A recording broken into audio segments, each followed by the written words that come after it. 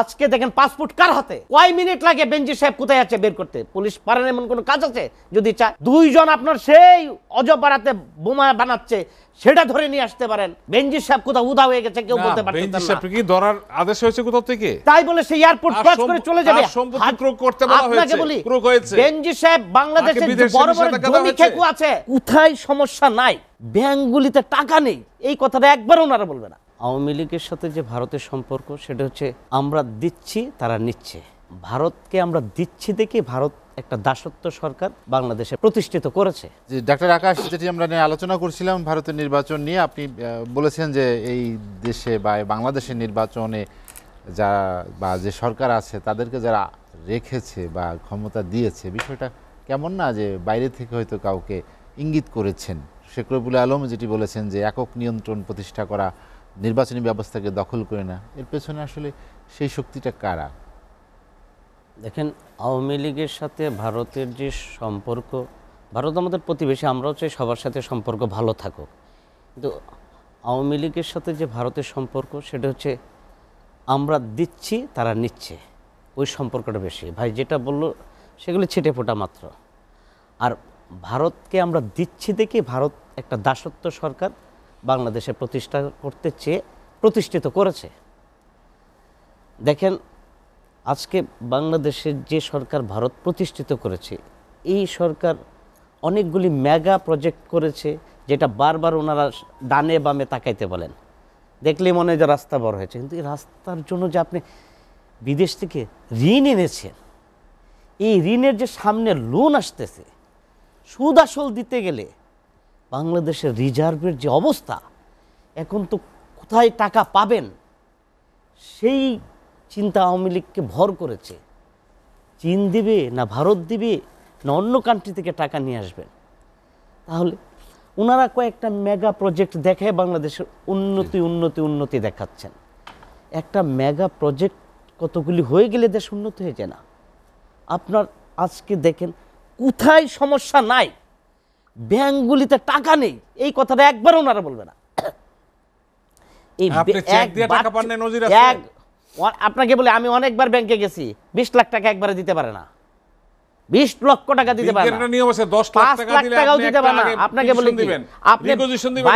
আপনি নিরপেক্ষভাবে কথা বলেন, একদিন ব্যাংকে যান, যদি আপনাকে ব্যাংক না বলে যে আমরা কি পরিমাণ ক্রাইসিসে আছি, ওপেন বলে গেলাম। আপনাকে বলি তারপরেও দেখেন সরকার এই ক্রাইসিসের সময় বিদ্যুৎ গ্যাস পানির দাম দফায় দফায় বাড়াচ্ছে, যেখানে মূল্যস্ফীতি এত বেশি বেড়ে গেছে, খাদ্যদ্রব্য বেড়ে গেছে, ডলার সংকট প্রকট, ব্যবসায়ীরা ব্যবসা করতে পারছে না, ছোট ছোট ব্যবসা বন্ধ হয়ে যাচ্ছে।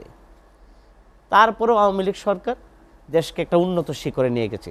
এই সমস্যাগুলি সমাধান না করা পর্যন্ত আপনি কিভাবে, একটু আগে ভাই বললো যে মৌলিক অধিকারগুলি আমরা প্রতিষ্ঠা করে ফেলেছি, আপনি প্রত্যেকটা মৌলিক অধিকারে এখনো লেখা আছে, আপনি আইনের দৃষ্টিতে সবাই সমান, আপনি কি এইটা প্রতিষ্ঠিত করতে পেরেছেন? আপনার জন্য এক আইন, বেনজিরের জন্য এক আইন, আমার জন্য আরেক আইন, আপনি কি সমতা দেখাচ্ছেন? আজকে বেনজির সাহেব কোথায় আপনার স্বরাষ্ট্রমন্ত্রী বলতে পারে না, ওনার লজ্জা করে না? আপনার ওনার কি দেশ থেকে নিষেধাজ্ঞা আছে? উনার শুনে না, উনি বলতে পারেন যে বেনজির কোথায় আমি জানি না। আজকে দেখেন পাসপোর্ট কার হাতে, কয় মিনিট লাগে বেনজির সাহেব কোথায় আছে বের করতে? পুলিশ পারেন এমন কোনো কাজ আছে?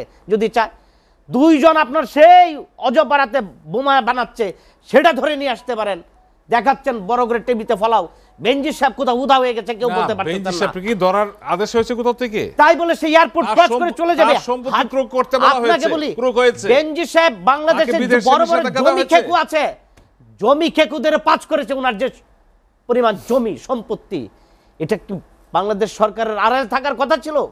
আজকে মিডিয়া তুলে নিয়ে আসছে দেখা এখন আপনারা সাফাই গাচ্ছেন। আজকে বেনজিরকে আপনারা আপনাদের ক্রাইসিসে ব্যবহার করেছেন, আজকে বেনজিরের প্রয়োজন নাই, সেজন্য বেনজিরকে আপনারা ছুঁড়ে ফেলে দিচ্ছেন। দেখেন, আমি যেটা বলছিলাম, আজকে বেনজির সাহেব তার স্ত্রীর নামে আপনার এই বিদেশে সেকেন্ড হোম কিনেছেন, এবং বিভিন্ন দেশে যে তার সম্পত্তির বিবরণ, এগুলি প্রত্যেক দিন শুনতে শুনতে আঞ্জালা ফলে যাচ্ছে। তাও আওয়ামী লীগ সরকার তাদের সাফাই গাচ্ছেন, আজিজ সাহেবের সাফাই গাচ্ছেন। এখন আপনারা দেখেন এই যে দেশের যে সংকট, সে সংকট নিয়ে একবারও কথা বলেন না। আপনাকে বলি, আজকে আমাদের ইম্পোর্ট করতে $75 বিলিয়ন, এক্সপোর্ট মাত্র $27 বিলিয়ন, রেমিটেন্স প্রবাহ হচ্ছে 20, 25, 30 ডলারের মতো আপনার, আর ডেফিসিট থেকে থাকে 25 থেকে 20 হাজার ডলার আপনার, রিজার্ভ আছে 18 থেকে 13-র মধ্যে, যেটা আপনারা প্রকাশ করছেন না। এই যে আমাদের সামনে ক্রাইসিস আসতেছে, এতে সমস্যাটা কি? 18 থাকলে সমস্যাটা কি? সমস্যাটা কি? এই যে আজকে দেখেন আমরা ইম্পোর্ট করতে পারছি না, সেটা সমস্যা না? কোনো এলসি আটকে আছে? অবশ্যই আটকে আছে। বড় বড় ব্যবসায়ী বলছে যে ইম্পোর্ট করতে পারছি না, ডলার সংকট। কেউ বলছে সমস্যা নাই। আপনার অনেক জায়গায় গ্যাস দিতে পারছেন না, অনেক জায়গায় বিদ্যুতের ক্রাইসিস হচ্ছে।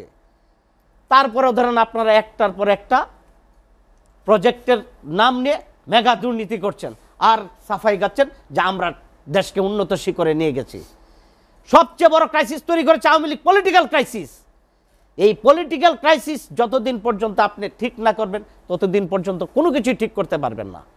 আপনি সব দলকে গৃহবন্দী করে ফেলবেন আর নিজেরাই সব কিছু কুক্ষিগত করে দেশ চালানোর চেষ্টা করবেন।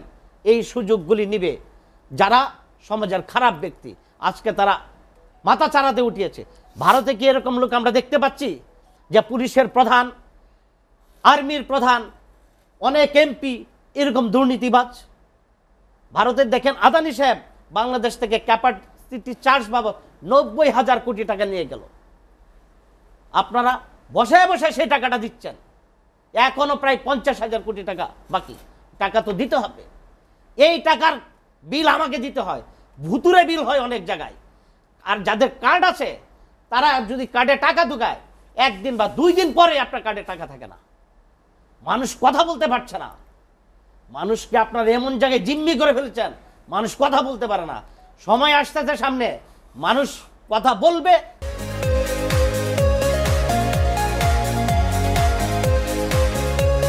ডাক্তার আকাশ, ক্ষমতায় রাজনীতিতে ভারত নির্বাচনের বিরোধিতা পথে কেন, হাঁটেন না। কি কারণে? ভারত বিরোধিতা করার কারণ তো আপনি নিজেই একটু আগে ব্যাখ্যা করলেন। ভারত স্বার্থ দিচ্ছে আওয়ামী লীগকে, বিএনপিকে স্বার্থ দিচ্ছে না, সেই জন্য বিএনপি ভারতের বিরোধিতা করছে। আর কাউসার ভাইদের উন্নয়নের সুফল নিয়ে একটা এক্সাম্পল শেষ করবো, 1 মিনিট পত্রিকায় আসছে। জি। আপনার চট্টগ্রাম টানেল, যেটা বঙ্গবন্ধু টানেল নাম, সেখানে প্রতিদিন খরচ হয় 37 লাখ টাকা। আয় কম। আপনারা আয় করতেছেন হ্যাঁ, 11 লক্ষ টাকা, 11 লক্ষ টাকা। প্রতিদিন গচ্চা দিচ্ছেন আমার টাকা আপনার 26 লক্ষ টাকা। এই টাকা কবে তুলবেন? প্রত্যেকটা মেগা প্রজেক্টই আপনার এইভাবে মুখ থুবড়ে পড়ছে, যেখানে আপনারা খরচ করেছেন, আয় হচ্ছে আপনি কি সেখানে 1-2 কম। বছর রিটার্ন চান? শুনেন, শুরুতেই সেটা বোঝা যায়, আর বাড়বে কোথা থেকে? এখনো পুরোপুরি আর চালু হয় নাই।